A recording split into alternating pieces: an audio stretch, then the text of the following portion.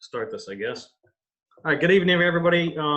Welcome to the regular business meeting of the Planning and Zoning Commission. It's 7 p.m., April 16th, 2020, via Zoom here. So I guess we're gonna do attendance. I'll start with myself, and then if I don't even know how to, we can't go around the table, so if you guys would just randomly do yourselves off here. Tony Bolduc, Chair. David Basilone, Vice Chair. Bruce Edgerton. Chris DeRocha. Hi, Chris. I think that's all of us for this evening. So I guess first off, everybody got the minutes that Nancy sent over? Yes. Yes. Everybody had a chance to read them? Yes. Yeah, I'm kind of reading them now. I'll give you a minute, Dave. Yeah.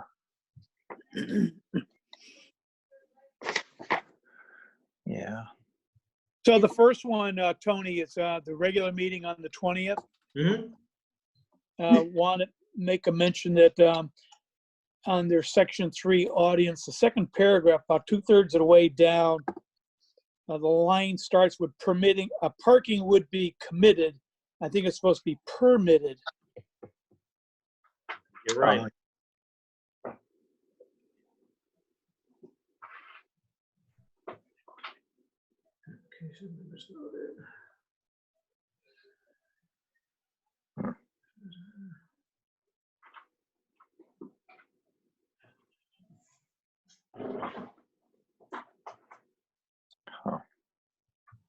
I also had a question, because I don't remember that during the meeting.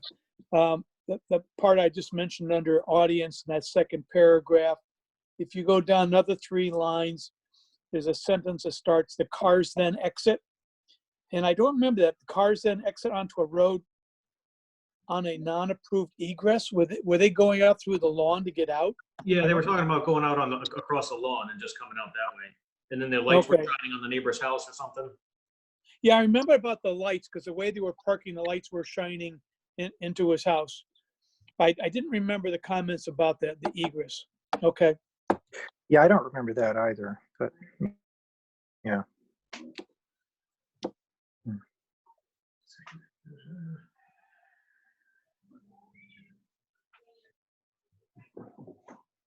So I do question that. See, I guess my memory is off, because I thought that, my understanding was that when they were coming out, the people across the street were complaining. I know the neighbor to the right to the left of them, if you're facing their property, complained. The north.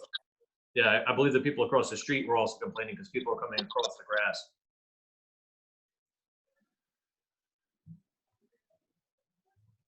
Okay. Anybody else? Revisions? All right. No. Looking for a motion with the Bruce's changes. I'll make a motion. Bruce. Anybody second? Yeah, I'll second it. All right. All in favor? Aye. Aye. All Aye. right. That was. I gotta back up. Did we make the motion correctly? That was just for the regular meeting minutes? That was the regular Yes. Okay. meeting minutes, yes. If we still have the ones for the special Special. meeting. I also make a motion to accept the minutes as distributed for the special meeting of February 27th. Anybody second? Yeah, I'll second that. All in favor? Aye. Aye. That was pretty straightforward, though. And that was just, Pretty simple on that one. yeah. Yeah. All right, so we're moving along Can you to, hear me now, by any chance? what was that? I'm sorry. Can you hear me now? Yes. Alan, Hi, Alan, how's it going? fine. Sorry, my audio wasn't working before. I was trying to chime in before, but apparently the audio on my computer wasn't working. So you have me on here twice. I'm got the video on the computer and I dialed in via phone. Fantastic. The right, so I guess you missed out on the minutes, so we're moving along to the audience here. Yep, that's fine. All right, anybody from the audience? Yes. State your name and Hi, Tony. Lori and Algaret from 18 Pent Road. how's it going? Hi. You should have received a copy of our letter dated March 23, dated April 1st and April 7th. I don't know if you'd like me to read that for the record, if everyone has received a copy of that, or wait until you go under correspondence. I mean, you've started this now. I don't think everybody's gotten this, so you may want to read it. Okay. So Al and I are here concerning the sale of the property at 15 Pent Road, which is being listed as both a residential and business property. We submitted the letter initially to just the zoning enforcement officer on March 23rd. We resent it on April 1st and again on April 7th, requesting an opinion on this, and have yet to hear any response. The letter reads, "We are writing concerning the sale of the property at 15 Pent Road. This property is in the R20/40 residential zone according to the survey map received when we purchased our property in 1991. However, the sales information on the property listed as available for a place to live and do business or just do business. Stallsburg Express, the trucking company, which was formerly operating at this site, is presumed to have been grandfathered in before zoning regulations became effective. In 2009, on February 23rd, I believe it was, there was a major fire on the property in the work building.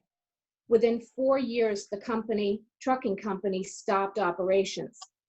In the past few years, it appears that there are several smaller companies operating in this residential zone, including Essex Engineered Septic System, a lawn care, and a firewood storage and preparation companies. If we are reading the town zoning regulations correctly, page 170 through 171, section 15, nonconformance, articles, bear with me just a moment, and I will go through those articles in just a moment. 15.1, 15.2, 15.4, and 15.5.3, abandonment for nonconformance for more than 12 consecutive months. I'll get into that in just a minute, as well as state statutes 7-148, 8-1, 8-169, 29-251, 29-523, 253, 47A-53, 49-73B, concerning authority to prevent blight and rehabilitate blighted property. Some of the businesses are performing mechanical repairs and other loud functions in the very early morning and late into the night, disrupting the residential neighborhood quiet. There are at least 11 trailers and trucks which have been abandoned in place for at least the past decade. Some were there when we moved in 1991. One trailer had a wooden roof framing which was covered with ripped plastic and attached to the remnants of the building, which was destroyed in the fire. That's since been taken down. Just this month taken down. There are large piles of metal and other debris, including tires, throughout the property, including being dumped into the stream at the back end of the property.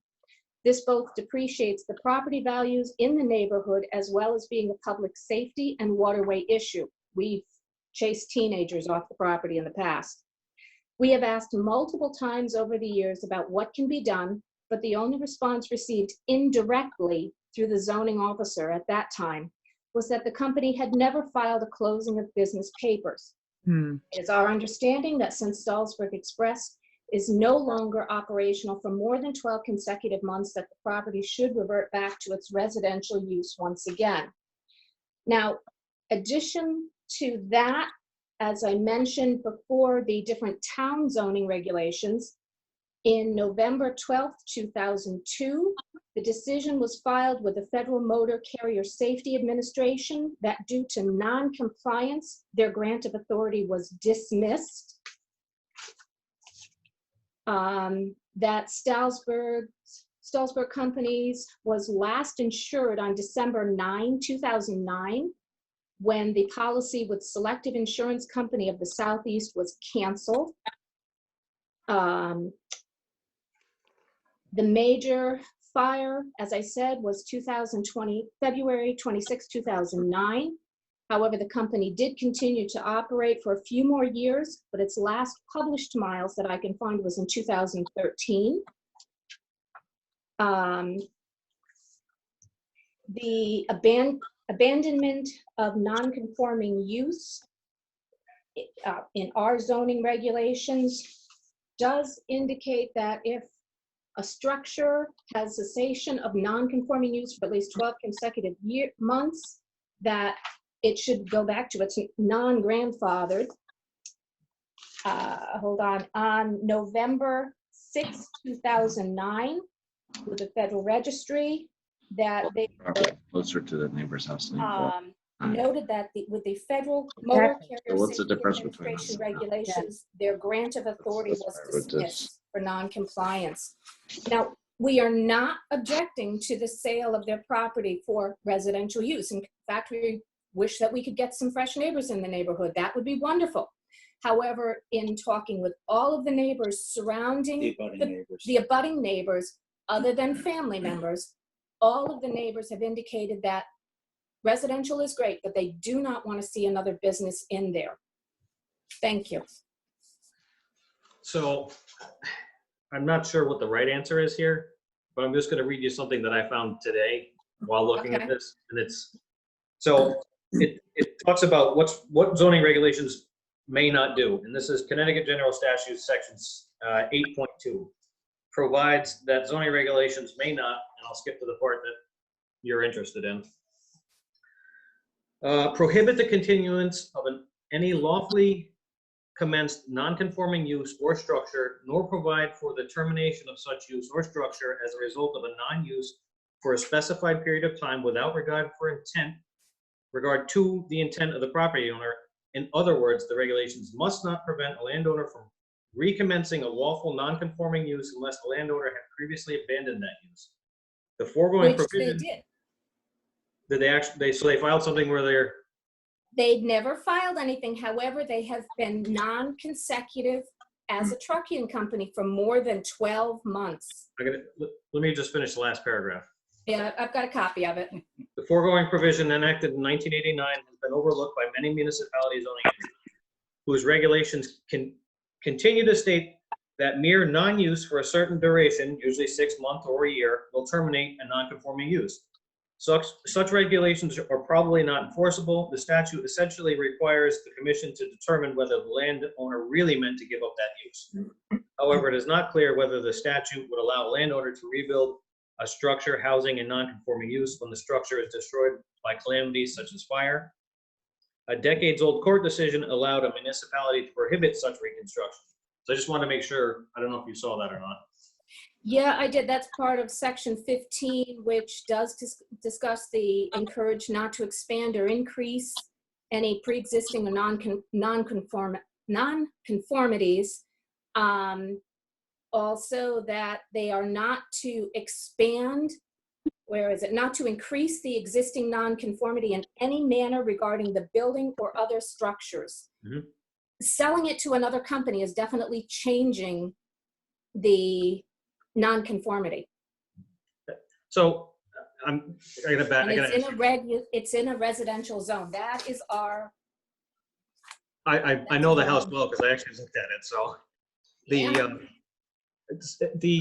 so did they change businesses? Is that what happened?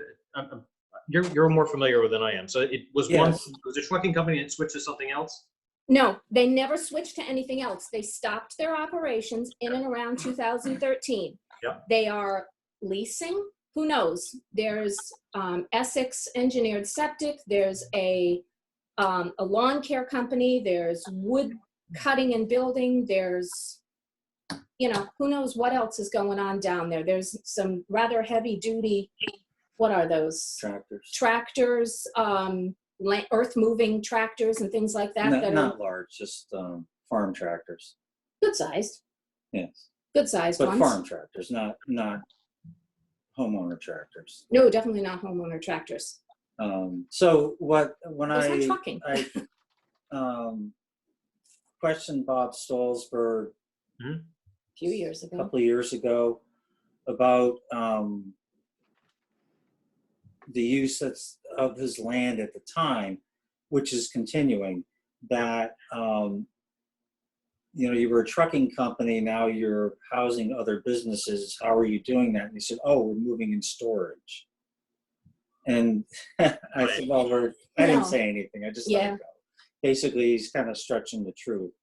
I don't know how they went from a trucking company to moving in storage, but Considering that was one other thing. The initial grant was for the property located at 316 South Main Street. Now, when they moved it to 15 Pent Road, I do not know. I do not know if there was any zoning variance ever permitted or granted. Could not find anything to that point, but it was in the Federal Registry 1963, January 1963, that it was for doing business as Stolzberg Express at 316 South Main Street. So when it got changed even to 15 Pent, I do not know, but I can't find that. So maybe you can find that, but again, 316 is not 15 Pent Road, so how are they allowed to sell it as business when it's in a residential zone according to the town map? It's not in mixed use, it's not in mixed commercial use. That's the other side of the trolley track. So I So hate to say that without the zoning enforcement officer too, I'd like to talk to her, Right. get her. she hasn't responded. I mean, we've been trying to get her attention. We were trying to get Kathy Jefferson to respond. Over the years, we've never received any response. Yeah, I mean, I would like to talk to her and directly and kind of go over this with her. So I don't think we're gonna get anything done without talking to her first, okay. Okay. unfortunately. But I mean, thank you guys for bringing that forward because it's definitely something that we should keep on the radar. That was our intent, especially since we're seeing so many people there. It's a great property. I was going to mention to you that you did say there was something going on in the wetlands. And have you brought that up to the wetlands enforcement officer? That's a different part of the property. We haven't gone to wetlands. When they had the fire, our son talked to a couple of guys from DEP Mhm. because DEP got called in for With a propane tank blowing and everything else. the waste oil barrel that caught on fire. Gotcha.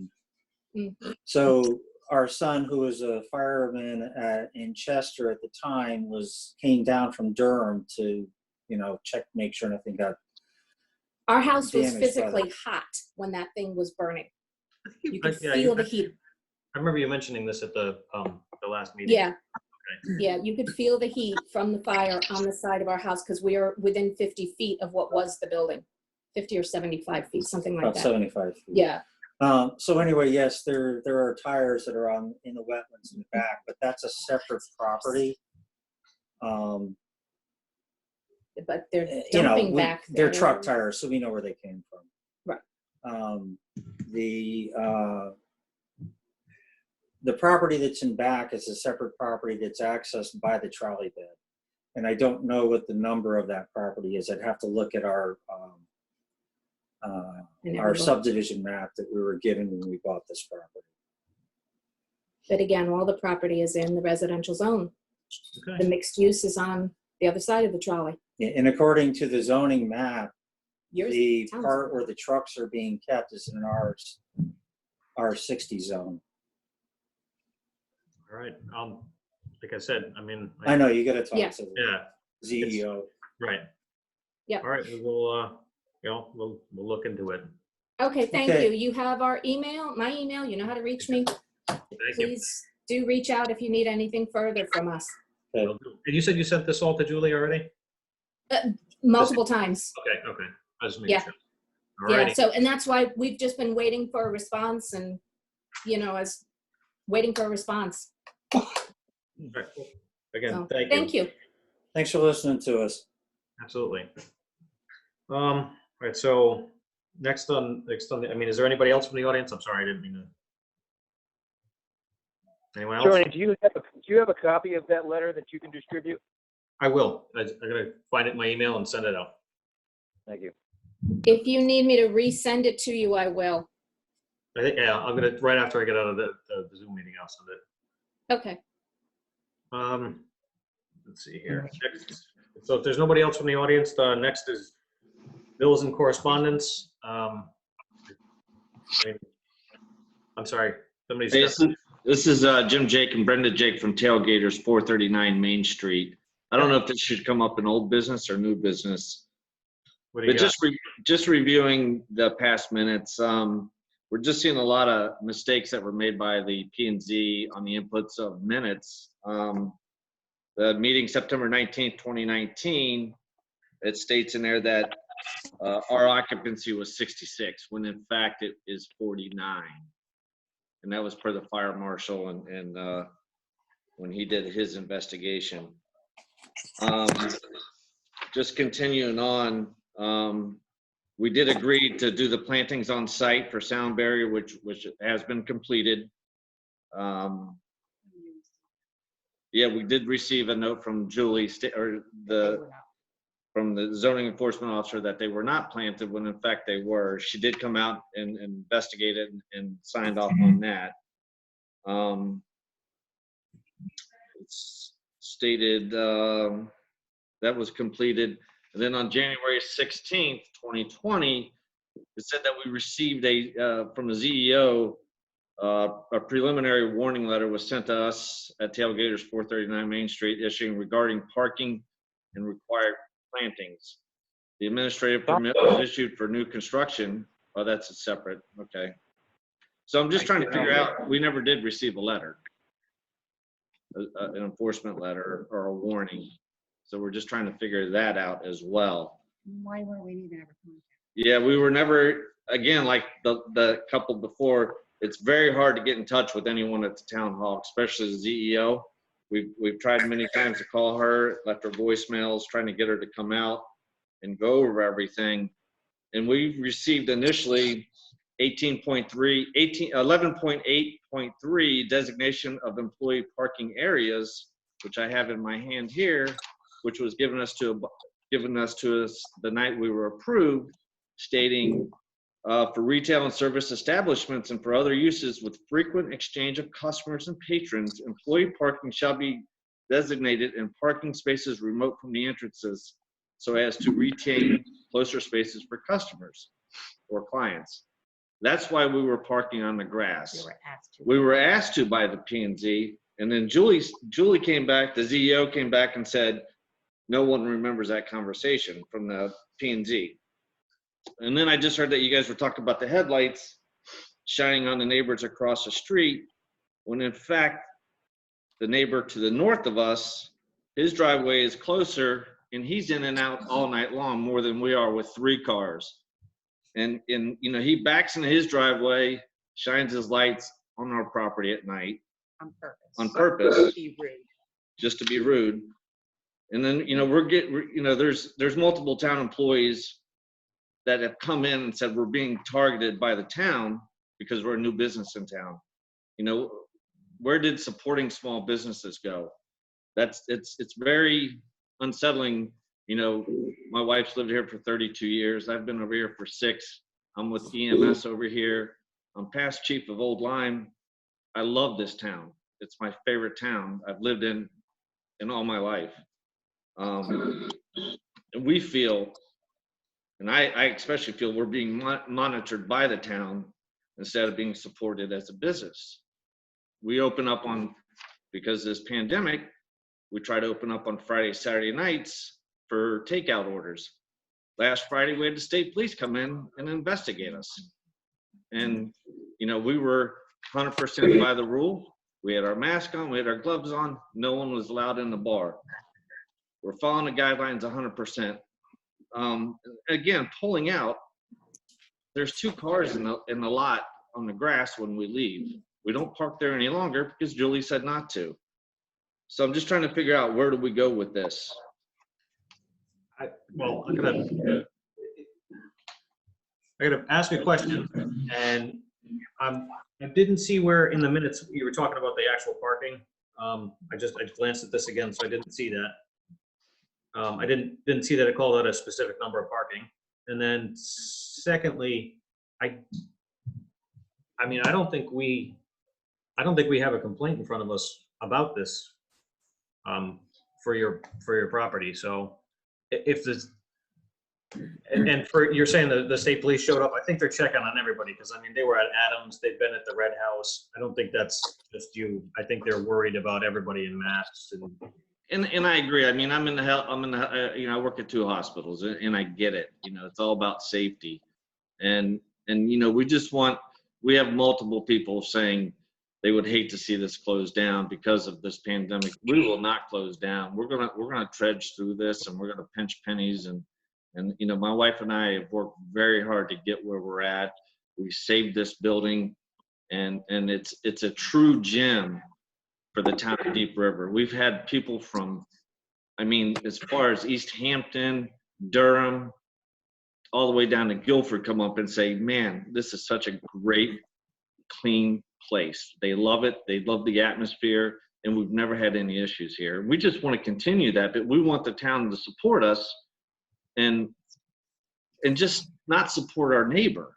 And that's what we feel like, because he goes to every meeting. I will start attending every meeting from this day on out, either myself or my wife. But we want to make Deep River better.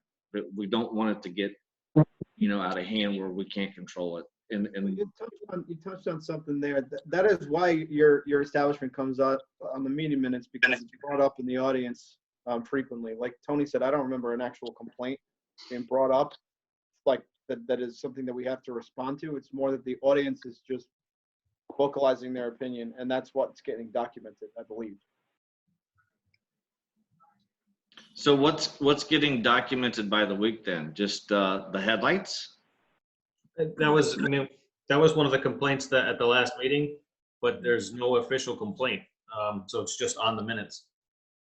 Okay, so I mean, the CEO hasn't made us aware of an official complaint, so I don't have one in front of me.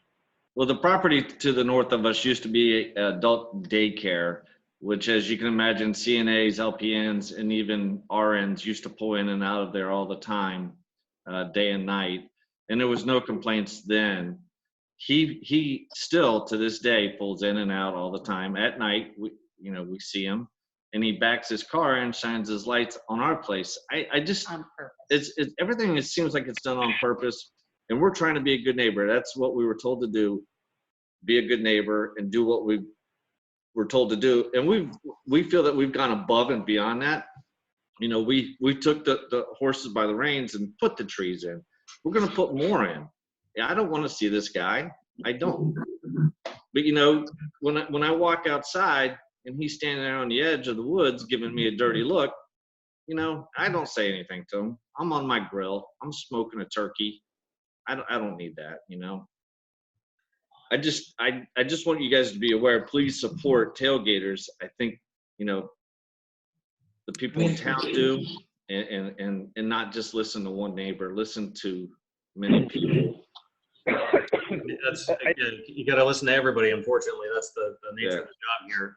So I mean, as long as you guys are within what you went approved for, I don't think there's going to be a problem. I mean, people are going to talk, and that's what they always do. But again, we don't have an official complaint, and like I said, as long as you're conforming to what you were approved for. Yeah. Just, Well, again, I just, you know, the issue of the parking, we've never had any parking issues since we've been open for the 3 months until the pandemic hit. But our occupancy is 49, not 66. So we do limit that. Of course, we never get to that number.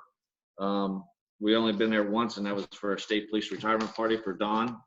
And the state police handled that very well. And he even videotaped the state police and called, and the captain of the state police walked over and said, "I am the police." And then he backed off after that. So I want to continue to be a good neighbor. I'm not going to trash the guy, but he's got to play in the same box with everybody else. all right. I think that there is a lot of support from the town, but I think that there's also been some miscommunications. And at the last meeting, I think was exemplary of one of the miscommunications, because the neighbor, when he came in with a complaint, had indicated that the commission had directed you to park on the lawn for your overflow parking, and the clarification was made that it wasn't a direction from planning and zoning. So I'm curious as to where that direction actually came from, as a, remedy to park on the lawn. The only thing that we're looking for is to make sure that the parking is compliant. But again, that kind of came back to us as this was a direction from planning and zoning, and it wasn't. So I think that there's different lines of communication. We're trying to be, as clear and adhere to the letter of the regulations. But if we just get clarification where that direction came from. It was at the very first meeting, and we were handed this piece of paper, which I know you guys can't read it, but it's highlighted right there. 11.8.3 off-street loading requirements, and it goes on the parking design and layout within the site. And we were handed, I've never seen this. My wife and I never had seen this. And then at the end of the meeting, because parking kept coming up, and then Dan, when we did the final proposal with the 17 spots, I think it is 17. I think it's 17 spots we have total now. This was handed to us and said, you guys need to park on the grass to accommodate for more. That's why we started. We would have never done that if we were not told to do that. Since we were told not to do that, we've not parked up there since. Okay. But if we can, obviously with the summer months coming in, and I hope the town of Deep River, explodes this summer after this virus is over, which I know it will because it's a great town. I hope that, we're allowed to do that, park up on the grass just for 2 cars. That's it. And even if we back in and then pull out the normal driveway, that would solve everything. Then there's no headlight issue. My only concern is that any encroachment onto the state right of way that's different from your existing driveway requires a permit from the DOT. So, I mean, you're a business, you gotta your standards than somebody who just lives in their house. So, I mean, you can apply for one, but I don't know if you're gonna get a second thing there, and that's a whole new process. But, and again, that's another question for the zoning enforcement officer too. All right. I mean, all right. We did get, people saying that. I'm not even going to bring it up. I mean, we'll just go from there. We'll, I'll talk to the CEO and just see if we're allowed to back in, so we're not shining headlights on the neighbor, which is, 450 yards away, who I think is complaining about this.